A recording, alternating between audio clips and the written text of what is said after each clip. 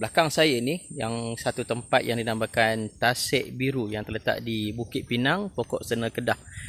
Sebenarnya kawasan ni bila kalau kita search dekat Google Map, dia akan tulis permanently closed. Tak pastilah ke permanently closed sebab apa. Adakah tempat ni memang tak digunakan, tak dijadikan tempat untuk pelancongan ataupun tak tahu maksud dia. Tapi kami just datang je.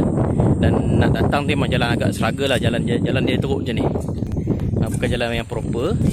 Dan kami tak jumpa tempat yang sebenarnya. Kalau location Google Map tu, dia tempat dia bukan Tasik. Kami cari kat Google Map yang ada Tasik lah. So kami jumpa tempat ni.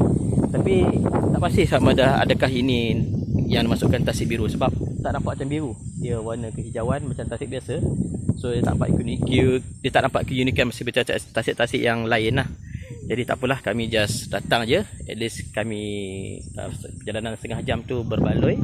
Walaupun bukan Tasik warna biru, tapi kemungkinan Tasik Biru yang dimaksudkan. Memang belakang ni kawasan kuari, masih lagi aktif. Cuma hari ni hari Chinese New Year, mungkin tak ada pekerja dan dia off operation hari ni. Dan jalan dia macam ni jalan dia, tak apa-apa nak proper. Okey, mungkin tu je.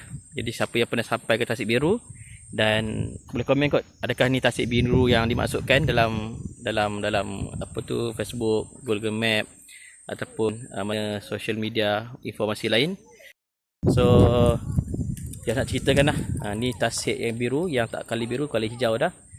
Kawasan terletak di kawasan kuari, jalan yang mungkin tak proper. Jadi itu saja. Jom kita balik. Main batu pula. Itu je.